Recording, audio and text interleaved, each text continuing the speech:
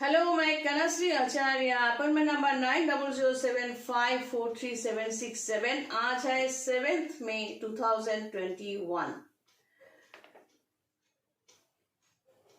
अगर ये वीडियो आप लोग पहली बार देख रहे हो, अगर आपको मैं पसंद हूँ तो ये मेरा रिक्वेस्ट है कि आप फेसबुक में जाके फॉलो करो, ताकि जब भी कोई वीडियो यूट्यूब में दिया जाता है तो उसका एक लिंक फेसबुक में दिया जाता है, जो क्लिक करने से आप डायरेक्टली यूट्यूब में वो देख सकते हो बहुत आसानी से, और आपको नोटिफिकेशन भी मिलते रहेंगे।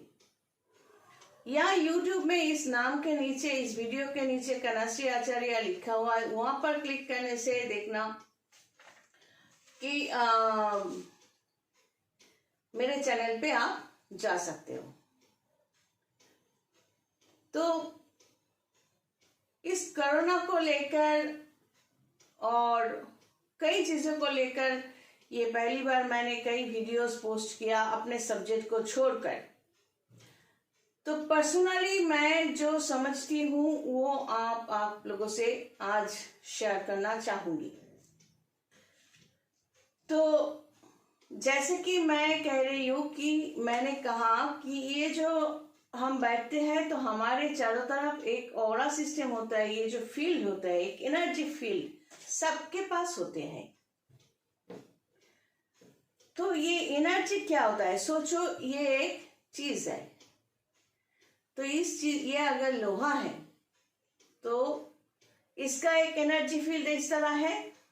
यहाँ पर इससे बड़ा कोई मैग्नेट रखो और ये अगर लोहा है तो इतने दूर से ये चिपक जाएगा, क्योंकि इसका जो मैग्नेटिक फील्ड है ये इसको अट्रैक्ट करेगा। और एक बात, अब पहले मैं एक के बाद एक क्लियर करूं, फिर सबको असेंबल करूंगी।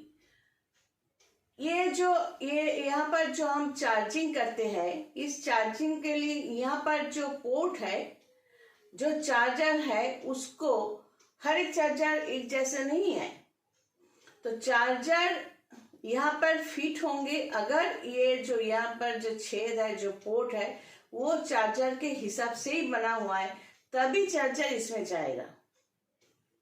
तो एक चार्जर को फिट करने के लिए इसका ये छेद भी इस चार्जर के लिए फिट होनी चाहिए। दोनों को एक दूसरे से, दोनों की मिल होनी चाहिए। ये सबको हम मिलाकर बात करेंगे। पहले एक एक करके मैं स्प्लिट अप कर दूं, मतलब पोस्टमार्टम कर रही हूं। फिर ये है चार्जर की बात कही मैंने। एक गाड़ी को चलाने के लिए कुछ एनर्जी चाहिए होता है, तो हमारे बॉडी को चलाने के लिए जो ब्लड होते हैं उसमें ऑक्सीजन होते हैं। ऑक्सीजन लेवल किसी के शरीर में अच्छा है तो उसका लंग्स, हार्ट अच्छा हो सकता है। इसलिए बॉडी को सिस्टम में रखना, खाना पीना ठीक ढंग से करना। तो इससे क्या होता है, जो डाइजेस्टिव सिस्टम, जो हम खाना जो हजम करते हैं, उससे जो एनर्जी पैदा होती है, एक एनर्जी पैदा होते हैं। एनर्जी के सिवा कोई गाड़ी तो चल नहीं सकता, और हमारा शरीर एक गाड़ी है। तो इस एनर्जी, एक यूनिवर्सल एनर्जी जिसे कहते हैं एडेनोसिन ट्राइफॉस्फेट, एटीपी। फिर इसको भी हम बातों में लाएंगे। और ये जो ऑक्सीजन, कार्बन डाइऑक्साइड की बात है, सांस लेना, जिन लोगों के पास एजुकेशन नहीं है उन लोगों को समझाना मेरे लिए तो पॉसिबल नहीं है। इसीलिए हमारे देश में एजुकेशन बहुत ही जरूरी है। ये जो हम लोग, ये जो नाक में जो दो छेद है, हम दोनों नाकों से सांस नहीं लेते, दो छेद से सांस नहीं लेते, एक से लेते हैं, दूसरे से छोड़ते हैं, कभी एक से लेते हैं, दूसरे से छोड़ते हैं।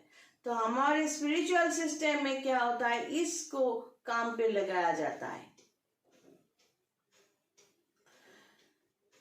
तो सांस जब लेते हैं वो ऑक्सीजन हम लेते हैं, ये ऑक्सीजन हमारे शरीर में ब्लड में जाकर सब जो ब्लड और शरीर में जो नेगेटिविटीज है वो लेकर दूसरे छेद से जब निकालते हैं तो उसमें कार्बन मिला हुआ होता है। तो एक शरीर में ऑक्सीजन प्रवेश किया, फिर कार्बन डाइऑक्साइड होकर निकल रहा है, मतलब हमारे शरीर से कुछ विष पॉइजन लेकर वही ऑक्सीजन जब निकाल जाते हैं तो उसको कार्बन डाइऑक्साइड कहते हैं। मतलब शरीर में नाक के जरिए शरीर में ऑक्सीजन जाना, हमारे जो ब्लड वेसल्स है हाथ में, ये शरीर में जितने सारे सेल्स है उसमें ऑक्सीजन को प्रवेश करना बहुत ही जरूरी है। अब आते हैं कोरोना को लेकर। मानिए कोरोना एक वायरस है। अब ये वायरस, बैक्टीरिया अलग है, वायरस अलग है। इस वायरस उसी शरीर में प्रवेश कर सकते हैं जो फिट है उस वायरस को एक्सेप्ट करने के लिए। मतलब इसका जो समझाया, इसका ये पोर्ट और चार्जर तो एक दूसरे के लिए फिट होनी चाहिए, तभी ये वायरस उस शरीर में जा सकते हैं।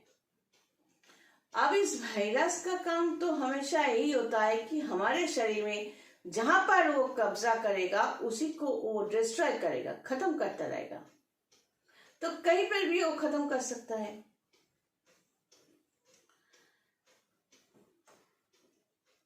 अब ये सोचना है कि जब तक हम जिंदा हैं तो वो जो एटीपी मैंने कहा शुरू में, वो एटीपी जब तक होता रहेगा वो वायरस शरीर में जिंदा होगा। शायद यही वजह है कि लाश होने तक ही तुरंत उसको जलाने की कोशिश किए जा रहे हैं। एक लाश को, एक डेड बॉडी को अगर 1000 डिग्री सेंटीग्रेड में जलाओ तो वो वायरस भी खत्म। लेकिन क्या होता है, पहले ये समझना है कि जब तक लिविंग बॉडी है, हम लोग जिंदा है, उस शरीर में वायरस, अगर वो बॉडी वायरस को अच्छा लगे, मतलब सूटेबल हो, चार्जर और मोबाइल की तरह सूटेबल बॉडी है तो वायरस फैलता रहेगा।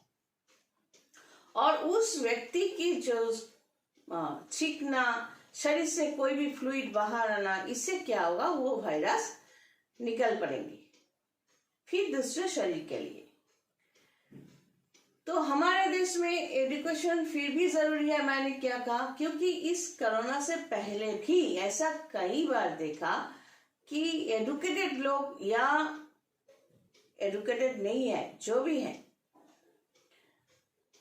जैसे कि हम लोग नहाते हैं उसी टाइम पे नाक के अंदर जो डस्ट होते हैं, वो मतलब जो गंदगी होता है वो साफ कर लेते हैं या रुमाल से करते हैं।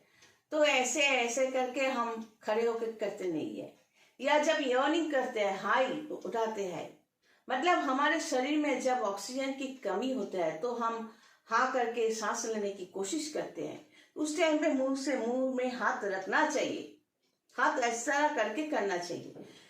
कई एडुकेटेड लोगों को मैंने सामने बैठ कर मना किया कि मुंह पे हाथ रख के करो, उन लोगों को हंसी आती है, हंस पड़े।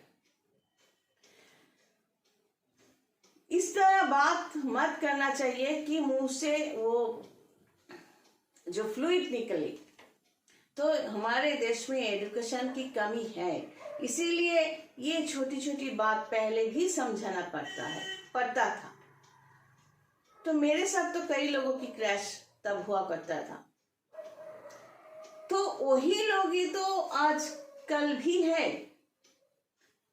तो उन लोगों को कैसे पता चलेगा कि मास्क पहनने के लिए क्यों कहा जा रहा है। लेकिन मास्क पहनने के साथ साथ ये भी जरूरी है सांस लेना, बॉडी को ऑक्सीजन चाहिए। क्योंकि हमारे देश में इतना एजुकेशन तो है नहीं कि लोगों को ये समझ नहीं है कि हमारी वजह से जो मुंह से फ्लूइड निकले या नाक से फ्लूइड निकले, रस निकले, तो उससे या कुछ भी हो, हमारे शरीर से कुछ भी निकले तो उससे दूसरों को तकलीफ हो सकती है, क्योंकि वो वायरस अपने आप फैल जाएगा। और मास्क लेने से भी तकलीफ, क्योंकि मास्क यूज करने से भी तकलीफ, क्योंकि ये वायरस और भी एक्टिव होता है, क्योंकि अंदर तो ऑक्सीजन सप्लाई नहीं हो रहे। अब बेसिक जगह पे चलते हैं। और एक बात बोल दूं, शेयर कर दूं कि डेड बॉडी जो है रैपिंग करके दिए जा रहे हैं। क्यों? नॉर्मली एक बॉडी में अगर बॉडी के ऑर्गन्स जो होते हैं, लिवर या ब्रेन, लिवर मोटिस या अंदर स्ट्रोक हो जाए, ऐसा बहुत कुछ होता है फंक्शंस, जिसके होने से एक मुर्दा हो गए, बॉडी बन गए, और मरने के बाद नाक मुंह से खून निकल आए। ऐसा होता है, नहीं होता है ऐसा मैं नहीं कह रही। तो वो भी एक फ्लूइड है। वायरस शरीर से बाहर निकलने के बाद ज्यादा देर तक जिंदा नहीं रह सकता, क्योंकि लिविंग बॉडी में उसे एटीपी प्रोडक्शन, मतलब वही जो एनर्जी मैंने कहा, वो उसके जरिए वो जिंदा रहता है लिविंग बॉडी में, जो शरीर जीवित है। और उसका फूड जो है फैट और ग्लूकोज, जो हम जो डाइजेस्ट करते हैं, वही उसका फूड है। तो डेड बॉडी में वो ज्यादातर देर तक जिंदा नहीं रह सकता ये वायरस। लेकिन डेड बॉडी का अपना एक फ्लूइड होता है, वो है सैलिवा एक्सेट्रा, और क्या क्या नाम था, पराए भूल गई मैं, सैलिवा एक्सेट्रा बहुत कुछ होता है। वो फ्लूइड भी खतरनाक होते हैं। नॉर्मल डेड बॉडी भी पकड़कर, ये पीछे कुत्तों की आवाज हो रही है, शायद उसे पसंद नहीं, तो हम एसी घर कमरे में बैठ के नहीं करते, तो ये कुत्तों का जो प्यार है ये एडजस्ट कर लेना। तो डेड बॉडी में वायरस ज्यादा देर तक जिंदा नहीं रह सकता, लेकिन डेड बॉडी का अपना एक फ्लूइड होता है, जैसे मैंने कहा सैलिवा एक्सेट्रा, वो भूल गई मैं बाकी के नाम जो है, तो वो भी तो खतरनाक होता है। इसलिए डेड बॉडी को पकड़कर ज्यादा प्यार दिखाना अच्छी बात नहीं है। और हमारे हिंदू शास्त्र के अनुसार मैक्सिमम 4 घंटे के अंदर बॉडी को जला देना या दफना देना चाहिए, ये जरूरी होता है। तो स्पिरिचुअल कुछ वजह है, रीजन है, वो अलग वीडियो में बात करूंगी। अभी साइंटिफिकली थोड़ा शेयर करने की कोशिश कर रही हूँ। तो अब ये है कि हम एक वायरस के लिए कौन सा बॉडी फिट है। हम तो अकेले हैं, और मेरे सर पे 82 साल की पिताजी है, जो एक समय में मेरे लिए कुछ नहीं किया था, लेकिन मेरा जो कर्तव्य है वो तो हम करते रहेंगे, क्योंकि वो अपने लड़के के पास से, उसके बीवी के पास से इतने प्यार मिले। उसके बीवी और सास जो है सामने बहुत प्यार दिखाया लड़के के सामने, पीछे जो किया वो तो बहुत ही गंदगी है, वो छोड़ो। मैं जो कहना चाहती हूँ, मैं अकेली इसी पूरे लॉकडाउन में अभी तक चल रही हूँ। मेरे पिताजी को भी इतना सावधानी से रखा कि वो भी चल रहे हैं। अगर मुझे कुछ हो भी जाए तो देखने वाला कोई नहीं होगा। तो ये बोलने का मतलब ये कि ये इस मोबाइल के लिए जो चार्जर मैंने कहा था, वो हिसाब, मतलब एक वायरस के लिए सूटेबल बॉडी चाहिए। तो बॉडी को अगर हम इस तरह बनाए कि वायरस वहां पर एंट्री ना ले सके, तो वो तो हम लोग कर सकते हैं। एक के बाद एक मैं समझाने की कोशिश कर रही हूँ। ये जो एनर्जी फील्ड मैंने कहा, आज तक etheric power, energy field, aura system जो कहती आई हूँ, तो शुरू में मैग्नेट के बारे में बोलकर भी बताने की कोशिश की। स्पिरिचुअल सिस्टम में ये आना चाहिए डॉक्टर्स ने बहुत कोशिश की और पॉलिटिशियंस ने बहुत कोशिश की, ऑक्सीजन, वैक्सीन, ब्ला ब्ला ब्ला, बहुत कुछ आज तक सुन रही हूँ, तो कुछ हुआ नहीं ना। तो मेरा लॉजिक ये है कि अगर हम शरीर को इस तरह बना दे कि वायरस हमें अटैक नहीं कर सके, तो क्या प्रॉब्लम है? कोशिश तो हम कर सकते हैं। ऑक्सीजन सिलेंडर, वैक्सीन, ये लेकर बिजनेस, कोरोना वायरस हो सकता है या है, ये मैं डिनाई नहीं कर रही हूँ, लेकिन इसको लेकर बिजनेस जो चालू हो गया है सबका, मैं वो पसंद नहीं कर रही हूँ। इंसान को, अगर हम खुद इंसान समझते हैं खुद को, तो किसी इंसान को तकलीफ में देखकर हम खुश होंगे। अगर ऐसा है तो हम इंसान नहीं हैं।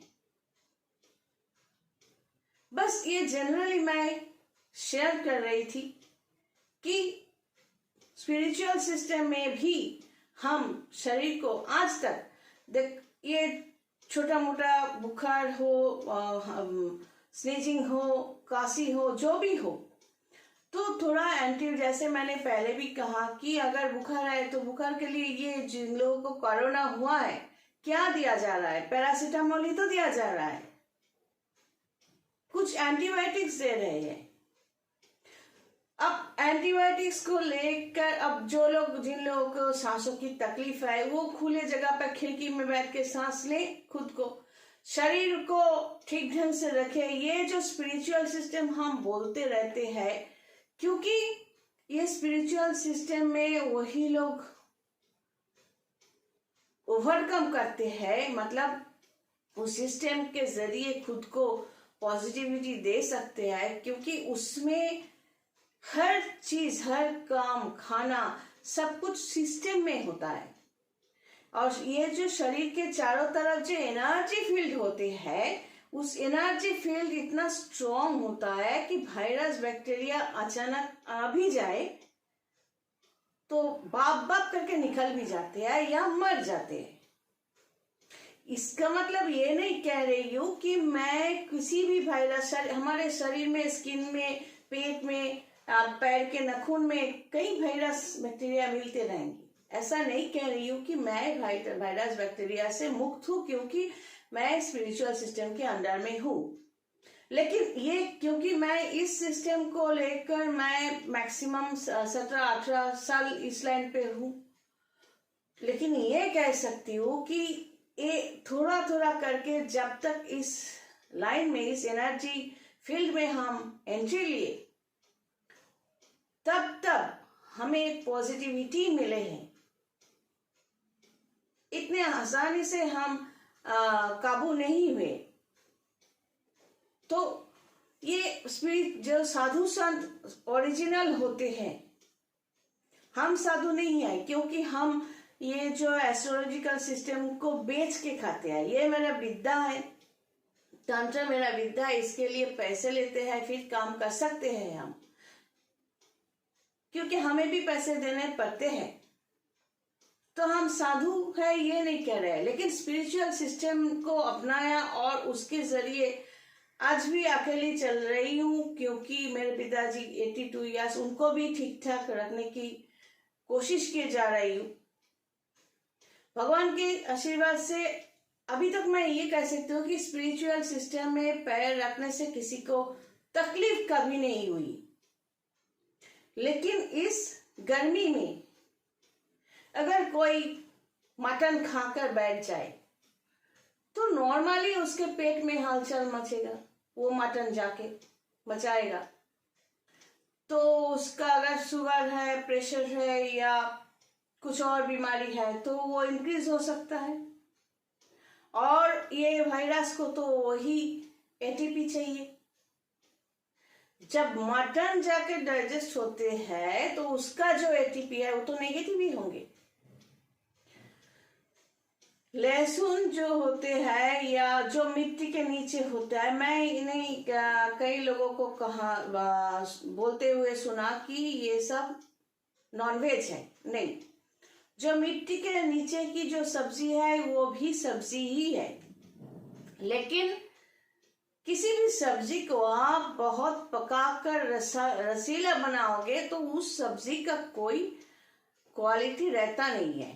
अब आप अपने आप को देखो, ये यहाँ पर या यहाँ पर आप खुद सूंघो, अगर वो उस स्मेल में बदबू है, अपना जीव देखो, उसमें अगर सादा एक लेयर है या येलो कलर का लेयर है, मतलब आपके अंदर वायरस बैक्टीरिया की ज्यादापन है, आपके पेट भी साफ नहीं है। तो इस तरह के लोगों को इस तरह की मोबाइल में वही वायरस नाम की जो चार्जर है वो तो फिट होगा ही। तो खुद को जो हमारा जो जीव का जो भूख है कि ये खाए वो खाए, बार बार खाकर अपना हमारा जो डाइजेस्टिव सिस्टम है उसको हम खत्म करते हैं। तो उसको कंट्रोल में अगर हम रखें और हमारे जिंदगी को हम सिस्टमेटिकली चलाए तो शायद हम यहां से बच सकते हैं। हम खुद जिम्मेदार हैं। और लास्ट में एक बात कहना चाहूंगी कि एड्स जो जब पहले सुनती थी वो हमारे देश का प्रोडक्शन नहीं है, बाहर से लाया गया है।